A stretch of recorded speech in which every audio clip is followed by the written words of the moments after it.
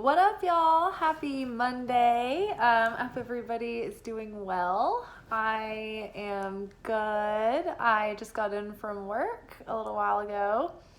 I got some gardening done before work today. I had some flower seeds show up I was really excited about. I found this packet of zinnias, and the mixture was called lemon meringue. So they're going to be a mixture of like yellows and creams and whites that I've got in a couple of little raised pots next to my white little garden shed. So I think that'll be really cute. But yeah, that was just something I did before work. Otherwise, the work was good. We had a nice little chill, trauma-free evening. Kind of. I was training someone, and she did a great job, and I was like, I am so sorry. I am terrible at doing things and talking at the same time. So I was like, I don't know if I'll make any sense. But she, at the end of that, she was like, no, you did good. I understood your ways. I was like, okay. I'm like, my neurology, I am not on the bandwidth that can... I have some like I will short circuit very easily. So, very right brain leaning, very heavy. But anyway, so yeah, so it was a good night. So I still have to go outside and water the garden after this video, which is going to be, it's going to require a little bit of courage because it got warm down here and then it got cool again, and so it's a comfortably like brisk outside, and I'm completely spoiled now with a few warm days, so I'm gonna have to bundle up. But enough about that. Let us get on with our message. So tonight we are doing our anchor message for the week, and on Sunday nights we do the Oracle energy forecast, and that gives us a look at the weekly sort of energetic weather, like the conditions that we'll be living and moving and have our being in. But then our anchor message on Monday is like giving us our spiritual assignments for the week. So this kind of describes the lessons that we will be working with this week as far as the themes of things that we will be experiencing or what they might tie into. So from the Wild Unknown archetypes, we got Shapeshifter, which came out with Bardo. So I'm kind of like, this kind of happened last week. It was like two of the archetypes kind of came out together and two more kind of came out together. So I'm considering them as one whole message, but also sort of like in two parts. And so then Animal came out with Kairos. Underneath the archetype cards, we got Six of Swords, followed by Four of Pentacles, and finished with Temperance. Temperance has come up, I think 3, maybe 4 readings in a row. Maybe I'm exaggerating, but it seems like it's come up a lot recently, like back to back, not just on like a weekly kind of thing. So whatever we are doing right now, it's like we're striking a balance, like something is kind of working because we're not doing too much. Like we're taking it easy, we're integrating things, we're just kind of chill. Like before we get into the reading, it's like, see how she's just sitting here in this calm, serene state, in the divine feminine position. She's got her arms open, she has her hands open, and the doves are a symbol of, I think they can represent people, things, situations in our lives that are coming and going that feel the freedom to sit and land in our space. We're holding space that is inviting and safe as long as it's open, as long as we're not holding on too tight to anything right now, because we are in a transitional moment. So everything is in flux. So the more loosely we hold on, the more serene and like surrendered we are in a state of acceptance. And like we're kind of like on an open channel, right? Where we're willing to take things through us right now, but we're not like holding on too tight to control. We're not pushing, we're not prying, we're not reaching, we're not chasing. We're just sort of finding that current, and we're finding that right current, and we're letting it take us. And then along the way, these opportunities are going to be attracted to that energy. I can't help but also notice that she's also protected under this umbrella. And this umbrella is not just like a practical umbrella. It's opulent. It's this plush, sensual looking like velvety fabric. It's red.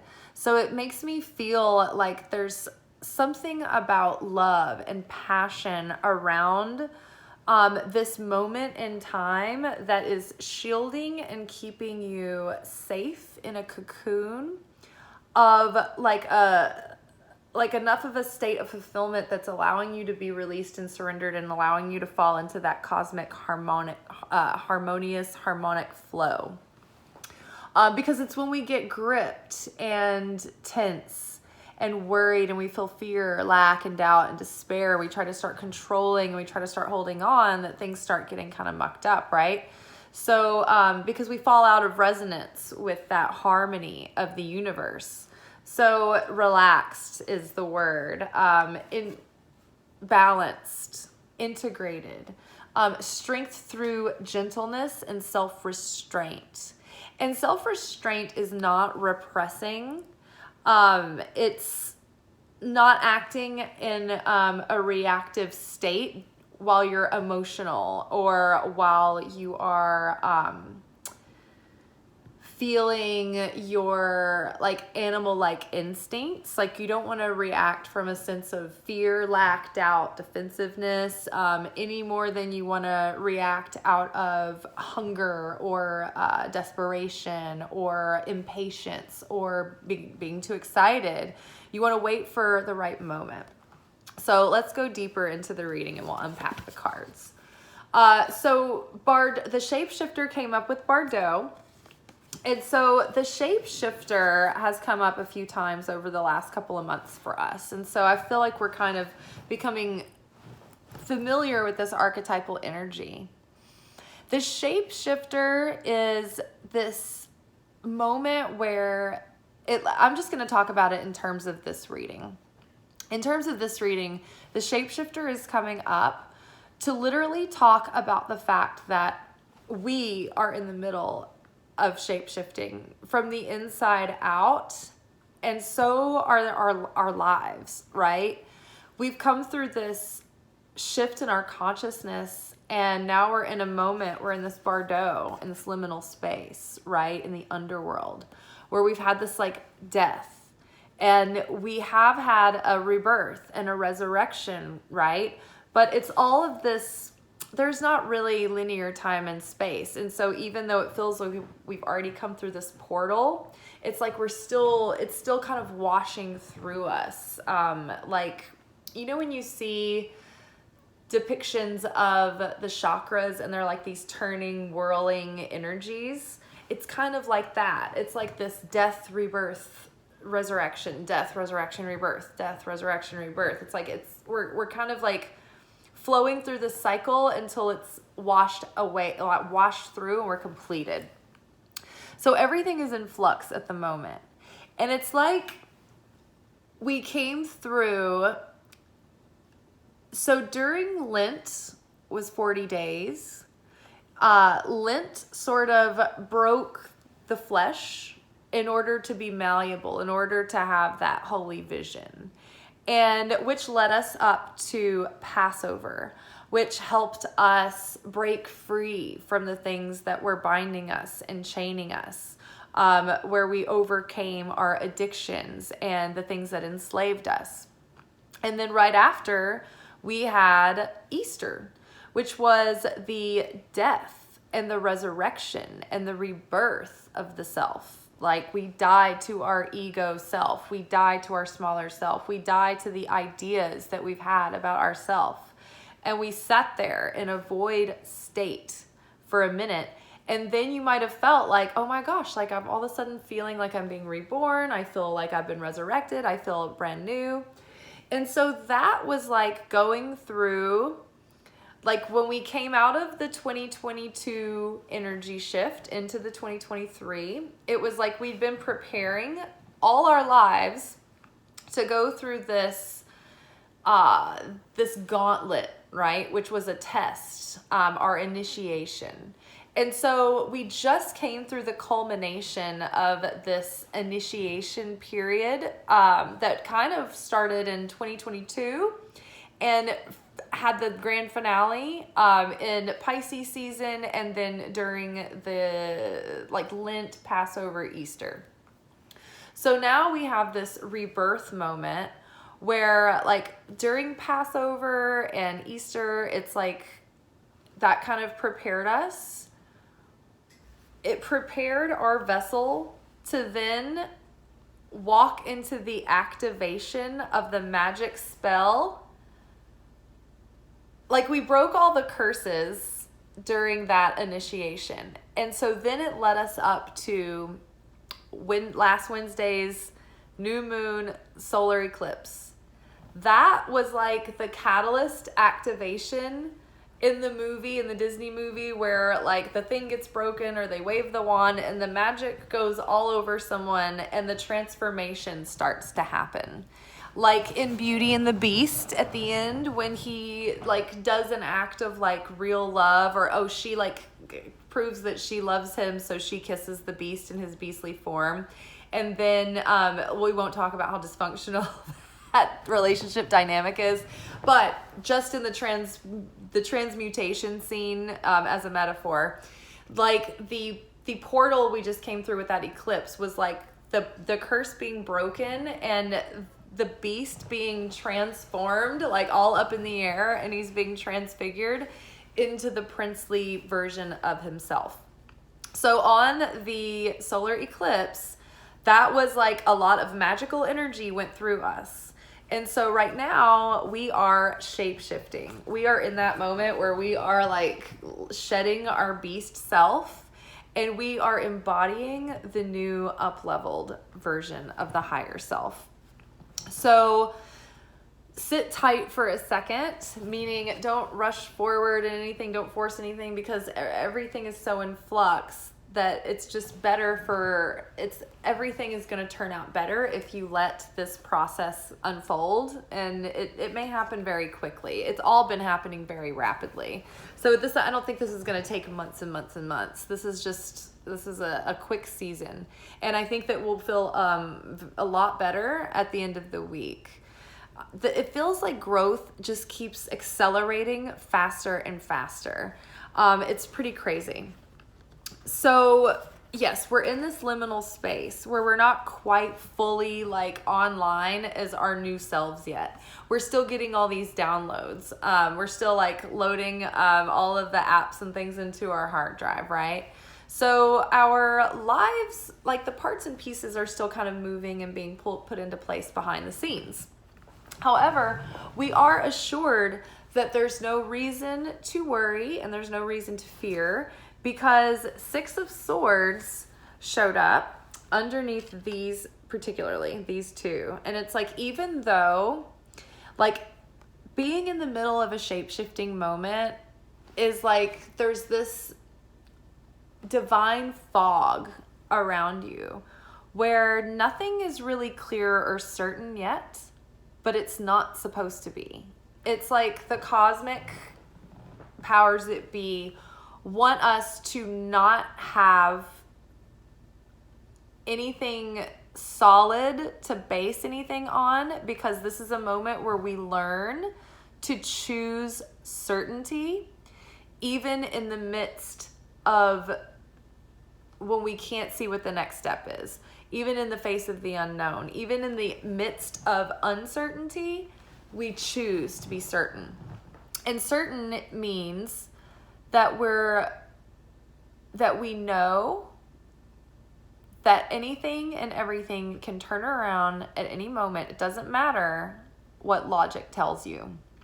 That the moment that we remember that Creator, divine, is in everything, the spark, the light, it's the light that makes the literal like cells and the particles that we're made of. All of that animating life force is conscious, and it's a unified consciousness. It's running through everything, everywhere, always. And so everything always that we see is only a simulation for the sake of the unfoldment of our soul. So we're always kind of in this video game. And when we decide to go on a spiritual path, it's like we activate that video game. We're like, game on. And then the simulation starts, and you're playing on life at different rules, or in different experiences, let's just say, than others are who have not been activated yet. So even though things are uncertain, don't worry. The Six of Swords is a sign that you are coming out of the difficulty, and that better days are on the horizon, that things have shifted, and that you're past the conflict. The fives are the conflict. So 6 is past the conflict. We're over the worst of it. The storm is dissipating. And I love how she has an anchor here that is tied to the hope star. This is the 17 star, the star of hope in the tarot. So she is anchored in hope, and she is directing, and that hope is directing her and leading her to safety, to paradise, to fulfillment, to somewhere safe. She's got her eyes on dry land. Dry land is near, like the end is in sight. So the worst part is over and behind us, and victory is assured. Better days are ahead. Next, we had 4 of Pentacles, and that was sort of in between. That bridged between the shapeshifter and the animal and Kairos. And so I feel that this ties into, before I get too much into the 4 of Pentacles, I will say that this has to do too with this moment where we just need to have patience, and we need to restrain ourselves from taking any crazy actions that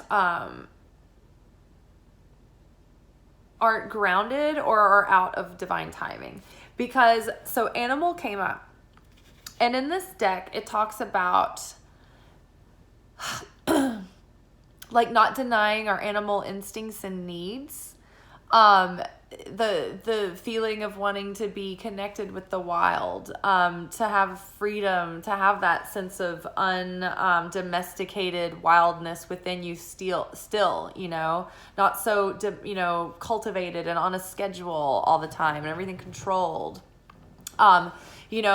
Just those raw, basic, primal needs, that we need as people and human beings. Like sometimes we deny that in these modern times. We're trying to be, proper or politically correct, or we're trying to stay focused or be disciplined, or, we've got so much to do that we are this hustle culture where we don't give ourselves the freedom to go off script or off schedule or do something spontaneous or wild or, a little bit off book for us.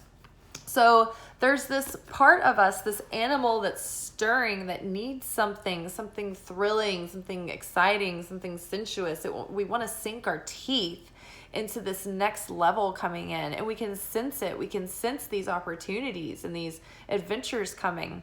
And it's really getting like the hairs on the back of our neck standing up, and we're howling at the moon, and we're running wild through the night, through the forest, like, rah. But we're just like, we can't do that right now. We got to be like, practice temperance. We're scratching up the walls inside with anxiousness and eagerness and anticipation for what life is about to drop. It feels like something big is coming, doesn't it? It feels like something big is developing. And it's giving us this like anticipation. And that anticipation and eagerness can easily fall into anxiety and impatience and, you know, discomfort. And you can kind of fall out of resonance and create blocks just by not having your mindset quite right with just being chill and patient. So don't deny your needs, but also don't fall prey to your base instincts. Like, keep that self-mastery about you, but like be conscious about the ways that you go about meeting these needs. Also, it may just be a matter of timing. You may just have to wait it out because Kairos came up. And Kairos is about divine timing. And sometimes everything is right. It's just that the grapes aren't ripe yet. And so you can be reaching for the right grape variety to make the right, you know, the wine that you want, the wine blend. But if you pick grapes before they're ready, then they're going to be bitter and sour. And so, same with opportunities, with life. We have to trust the timing, and in the meantime, we're building the vessel, which means we're readying ourselves, we're readying our consciousness, we're putting in the effort towards our dreams. You know, we're showing up consistently, even if it doesn't show signs of paying off. We're making an effort, and we're maintaining a sense of certainty and belief and confidence and passion. Because two people can take the same action towards something, but it's going to be the person who's like passionate and all in and gung-ho that is going to have the better results because they have so much more magic and force in what they're doing. Whereas a person who's just sort of like, like they're kind of like half-hearted about it and they don't want to do it, they're kind of begrudging, like they're not going to have very much magic in their action that they're taking. So we are utilizing this passionate feeling, these growing passions, and we're directing that energy into the effort that we're putting forth into showing up consistently. Or if we know that that effort needs to be restraint and waiting, we will use that to restrain our eagerness and wait. The animal also talks about feeling a little bit wary or defensive, or like think about an animal when it's injured or threatened, or it feels backed into a cage or a corner. It's very like, it'll snap, it'll bite, it'll run away, it'll escape. So because the energy and the pieces and the parts and everything are kind of like a little bit precarious at the moment, because everything is in flux and shifting, it's best not to make any sudden movements, right? That's why we're sitting here calmly, in stillness, in quiet, serene, with hands open, ready to receive warmth, warm, inviting, happy, at ease, ready to receive, but not grasping, not forcing, not startling, not scaring, right? Because so like the law of polarity states that if there's something that we're trying to manifest and we are so like controlling about going after it and we're being really forceful about it, and we're not in a sense of surrender and acceptance that if it doesn't happen, that's okay too, then that creates a polarizing push. And so it repels what you want to call in. So chill. Sit in stillness and ease and confidence, knowing that everything is changing and it's changing very rapidly. And right now it's all about divine timing, waiting on everything to get in its right position and right primeness and ripeness. And in the meantime, Four of Pentacles is trying to tell us not like to give up control. It's like she's holding on to the small dream and it's keeping her from entering into the greater fulfillment. it's like, okay, she's standing outside of this gate and looking up at a big piece of property. And I imagine that a real version of the small dollhouse mansion is on the other side of this gate. But because she's is closed off and like trying to control and won't let go, this might be the smaller dream. Like you might be holding on to something small or something that's not your full potential or expression, or something that's outdated or not in context or relevant for you anymore. Or it might be an old dream that you've outgrown. And so you have to let that go in order to unlock what's blocking you from entering into this greater fulfillment, into the bigger dream, into the bigger space that will hold even more goodness, more blessings to come. But you have to relax. You have to let go of your grip. You don't want to shut everything out, and you don't want to hold everything in, right? Again, look at the difference between these two. She is sullen and not inside of what she wants. She's not on the other. She's locked out of the dream that she wants to be in. And this character is just sitting in absolute serenity and fulfillment and ease. And things are coming to her, wild birds. And it's funny too, because the birds are a great example of an animal that you would have to be very calm and serene around in order to earn their trust, right? If you've ever had a bird, like a wild bird, let you touch it or land on your hand or something, or like earned the trust of wild animals that might like be near your house, and like maybe they eventually get used to and let you get closer. It's not because you run up to them and you're like, hey, wild animals. It's not because you reach and grab them, or because you're like, you know, that's so annoying. It's because you're just chill. And if you sit still long enough in the woods and you're quiet, you'll look around and you have like deer all around you and you're surrounded by animals. So that's kind of what opportunities are like right now. We're in this new beginning.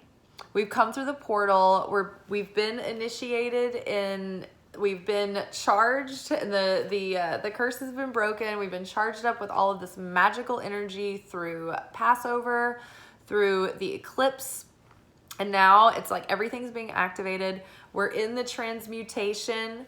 We're in this liminal space between what was and what is becoming.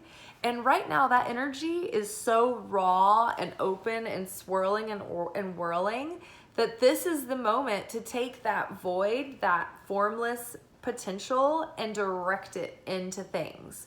That raw power, you can put it into your intentions. You can put it into your actions. I know over the past few days for myself, it's like for a while I was kind of like off my routines, but all of a sudden I'm just like, I've gotten like so much done every day before work, and then like all my days off. It's been amazing. So, but it's about taking all of that energy that's making you feel anxious and eager and like, you know, maybe impatient. And that's what spiritual alchemy is. It's like taking that anxiousness and then directing it into things that are good for you, into the things that are growing the life that you're trying to create. You know, if you're wanting to like get into healthy living, it's like, hey, it's about like putting some energy into going on a hike or going to the grocery store and buying, you know, foods that you can cook with and eat better. If you're wanting to find a new career path, it's about like doing the research and learning about things that you might enjoy, or looking into a new vocation and learning how to do that, getting the training and being consistent with it. So, you know, think about what it is in your life that you're wanting to create. And, you know, part of that is going to be grounding that energy and being able to listen to your intuition and figure out, okay, when is like my intuition telling me that this is the time to make the move, or the time to say something, or the time to apply for that job, or the time to approach that client? Is this the moment, or is this the moment where I hold? I don't act out of reaction. I'm waiting for like the perfect moment, the cosmic window to open. There are other elements involved that we can't control. So part of, you know, being on the spiritual path and learning how to listen to our intuition is just being malleable enough and flexible and adaptable, right? The shapeshifter, in order to have grace and less suffering going through the shape-shifting process, the shapeshifter, when it's in its lighter energy, is humorous and adaptive. And because of the humor and the adaptiveness, the shapeshifter becomes radiant, even within the challenge and the fire and the heat. So be humorous, be adaptive, try to practice positive restraint and self-control, but don't repress. We've already talked too long tonight, so I don't want to go into the difference between repression and restraint. But they're definitely a different vibe, and I think y'all are intuitive enough to pick up on, the key differences. All right, I'm tired. I have to water the garden, and first I need to bundle up like extra. I'm going to be really over dramatic about it. All right, y'all. I hope that you have a great day tomorrow. We will be back for Totally Tuesday, where we do our Oracle manifestation readings for the week, and we check in to see what we need to know to make our dreams come true. To manifest the things that we've been trying to manifest. I'm nonverbal. I've been training all night, so I've been trying to tell people, tell this girl what I'm doing as I'm doing it the whole night, and I'm terrible at it. So I'm melting down. All right, ciao.